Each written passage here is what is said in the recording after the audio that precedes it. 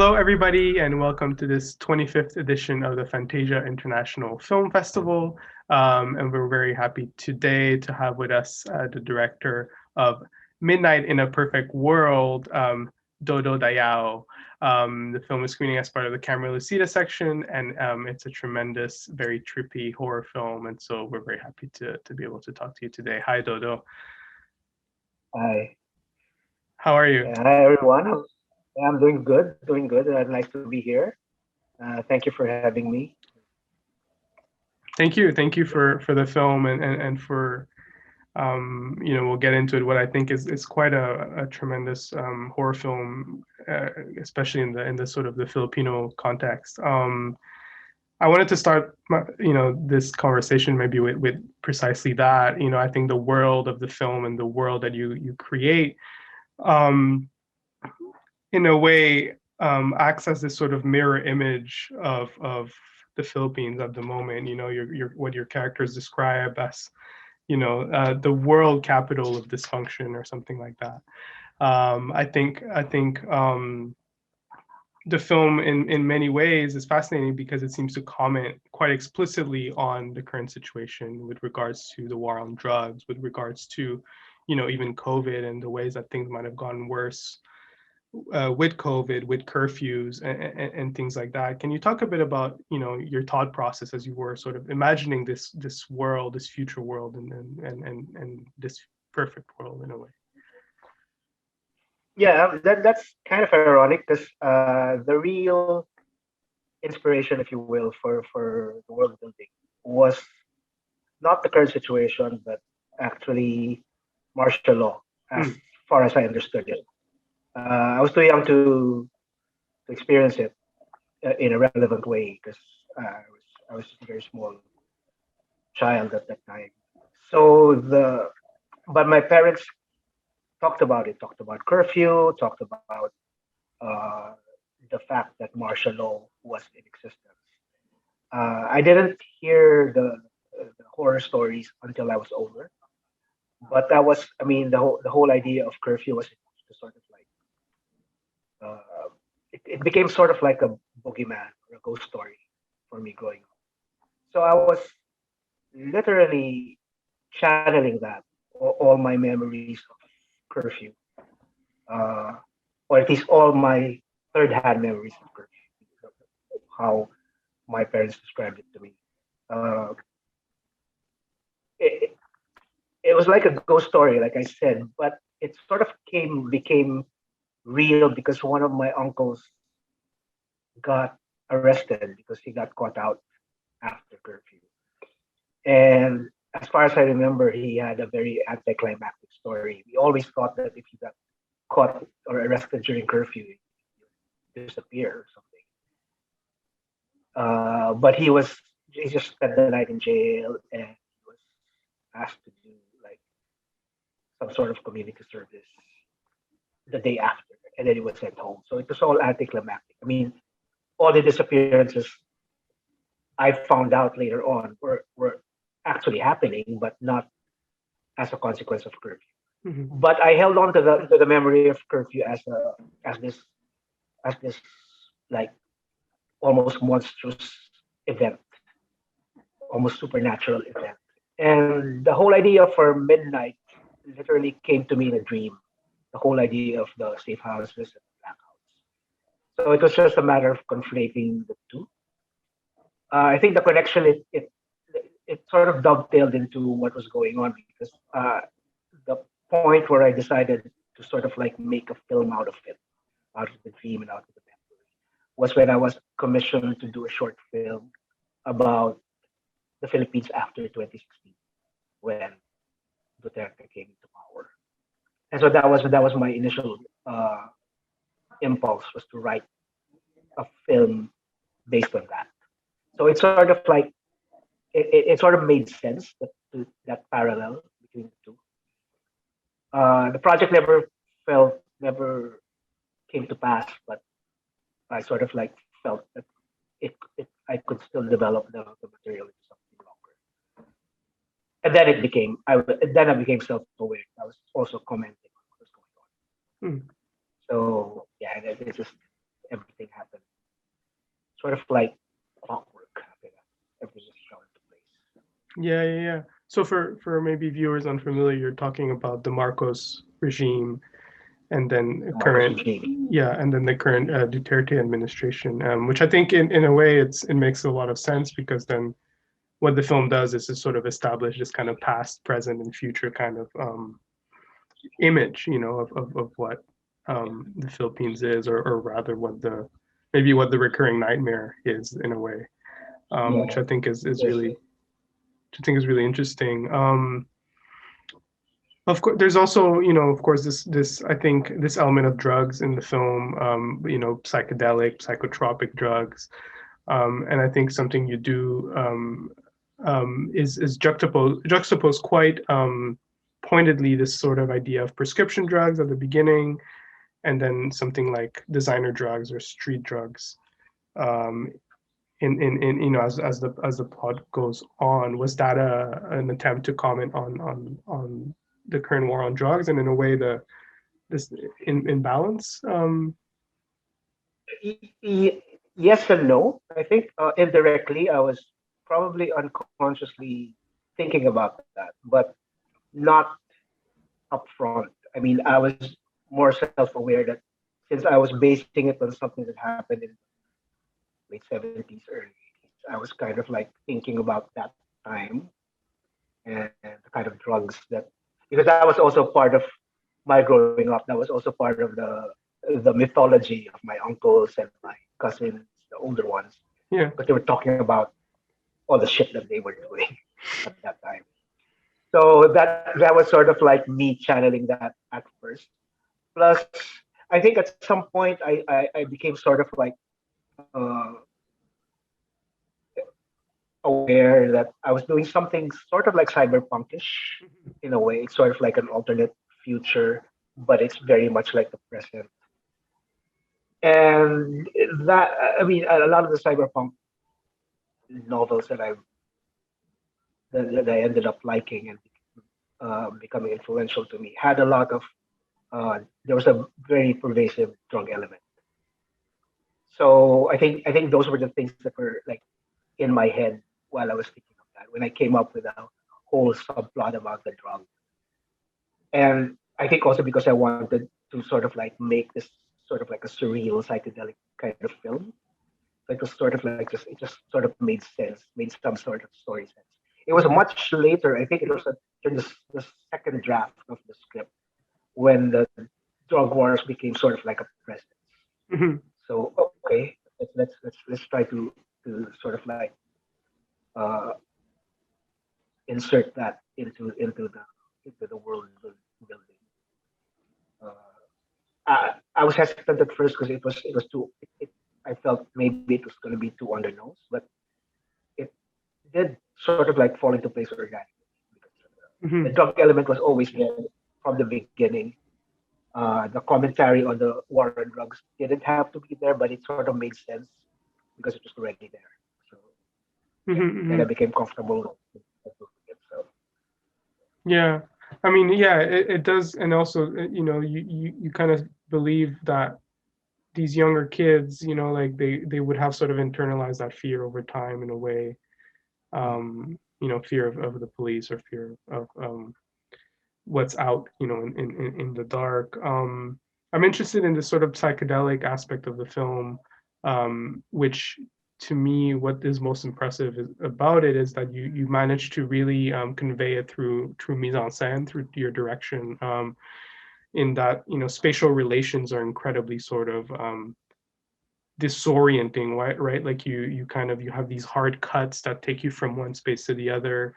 You have these kinds of confusing, disorienting middle close-ups that then, kind of, yeah, take you from one space to the other, or these, like, the scene I'm thinking of, the eternal corridor and things like that. Can you talk a bit about, like, how you conceived of the film visually to create that effect?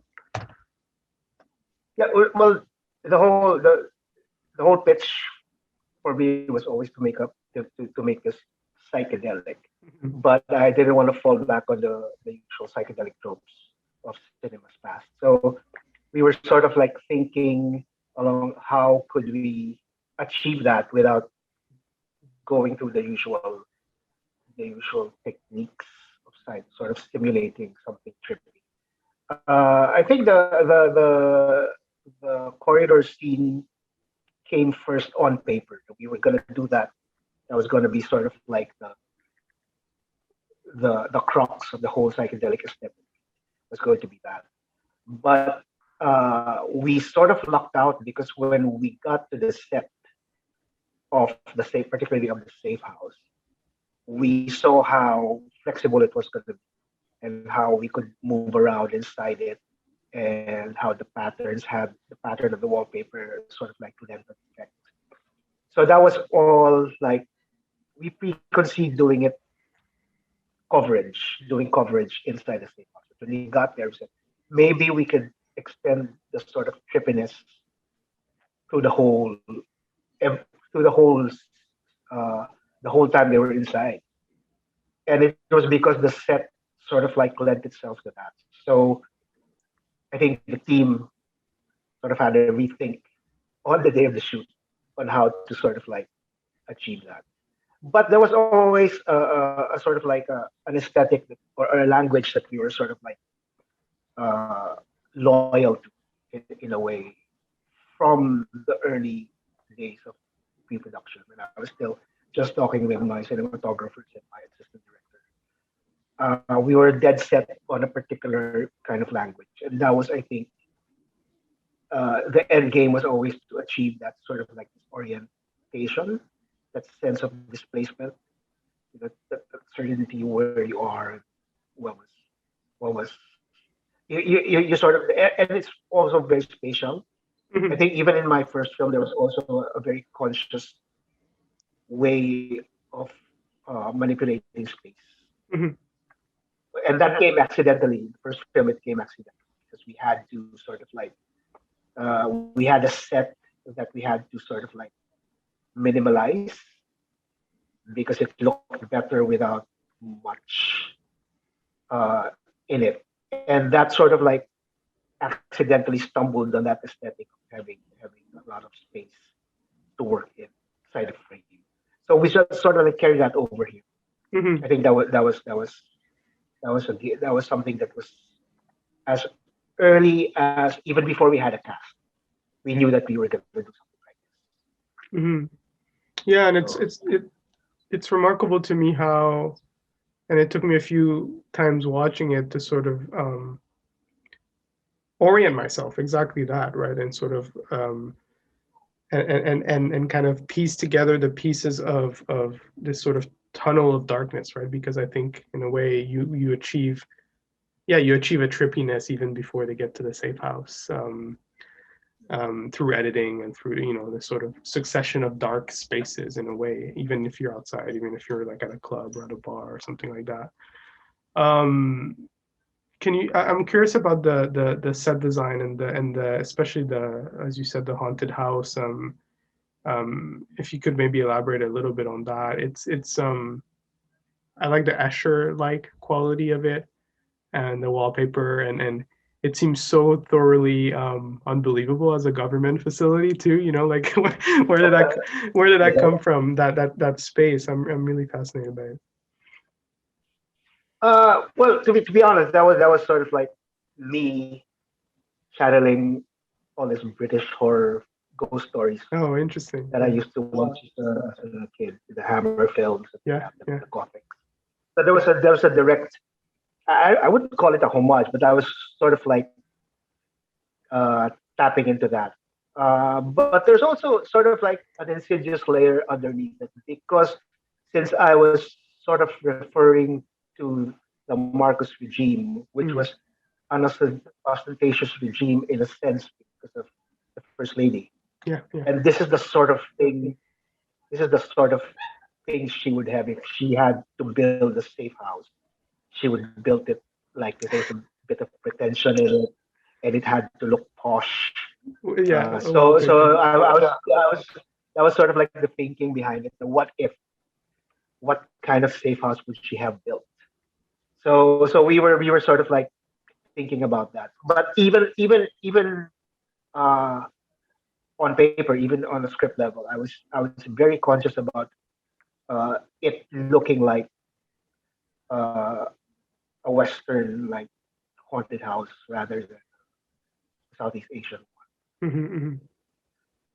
That's interesting. That's really interesting. Speaking of references, actually, even beyond that, there seems to be almost a kind of impressionistic sort of, I mean, a sort of juxtaposition of influences or accumulation of influences throughout the film.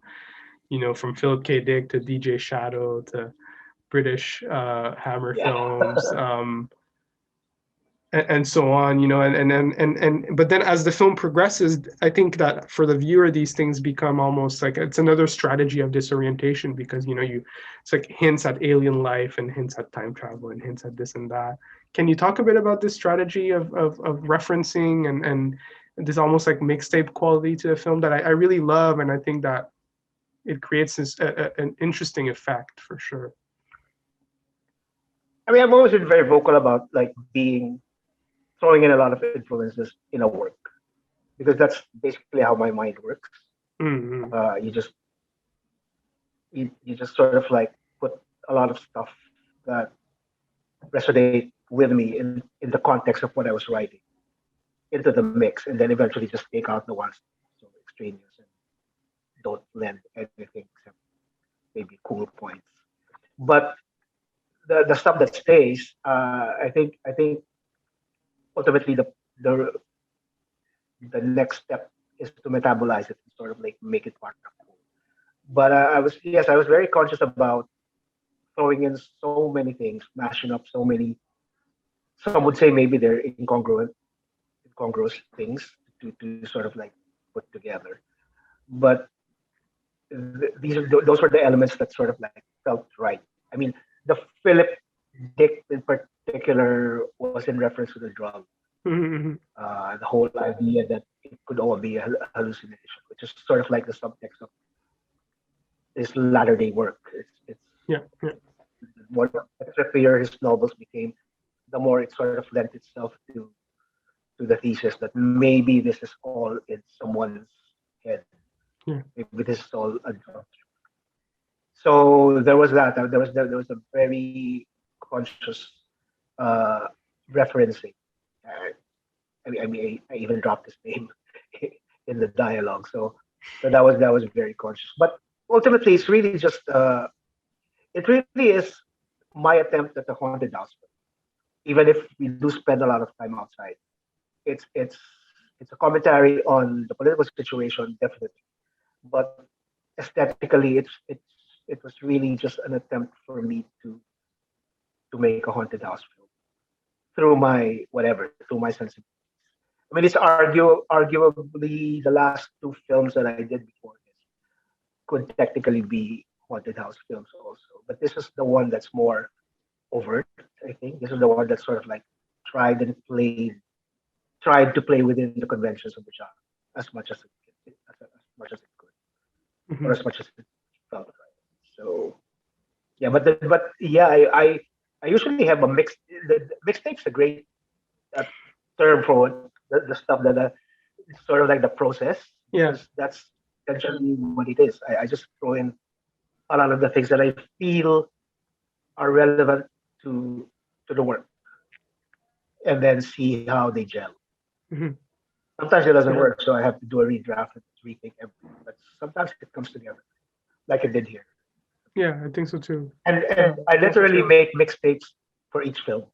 Literally make Spotify mixtapes, and it actually helps my cinematographers and even my sound designers, and my scorers, because and in this particular one, I think yeah, I'm one of the actors, Glyza, who played Jinka, actually asked me for the mixtape because she wanted to channel it to get the feel of the film. So she listened to it before we shot anything. So yeah. Awesome. I'm curious as to how the film was received in the Philippines. Considering it's a film that, in a way, is very, very timely. I think maybe a little visceral, but also it's not an easy film, and it's certainly not, what one would expect from a conventional horror film. So I'm curious about that clash, and how that that goes, like how that went over in the Philippines.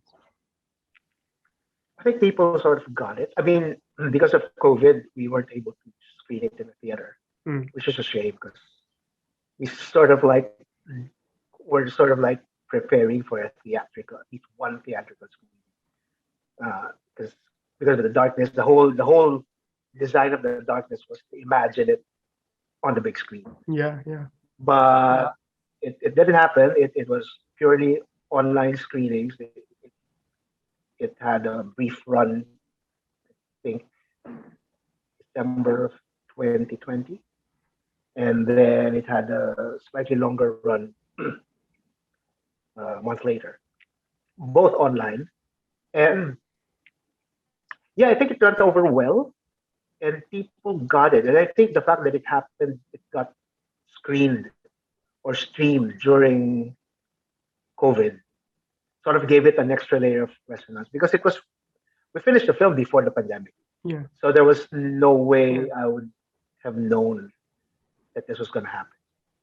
But that was sort of something that a lot of people picked up on, and I think because it's mostly a local screening, and because everybody was familiar with martial law, and because particularly during the pandemic, everybody was critical of government. I think they were picking up on all those. So yeah, I read a few of the reviews. And they sort of got what the film wanted to do, which was gratifying. But yeah, but I mean, the pandemic sort of made it easier, for Mm. better or for worse, because it sort of mirrored what we were going through, especially in the Philippines because the lockdowns were kind of severe. Yeah, I was And gonna ask how are things now? And things are still well. I'm in the office now, so we can sort of like move around. But there's a new curfew that started yesterday. That we should be home by 10 p.m. mhm. because of the Delta variant. We're getting a really high number of transmissions already. So it's going back to more lockdowns, to more to a stricter curfew. Mhm. But it's always been one thing. The response has always been one thing, and that sort of builds up a lot of anxiety with people. It's a good thing that vaccinations are happening, not fast enough, but at least they're happening. So that sort of like tempers Yeah. the. But it's not as bad as some places. It could be way better than others. So Mhm, mhm. Yeah. Yeah, it's a weird it's a weird blessing in disguise then in the context of yeah. midnight. Yeah. Yeah. Well, thank you so much, Dodo. It's a great film, and it's a pleasure to be able to talk to you about it.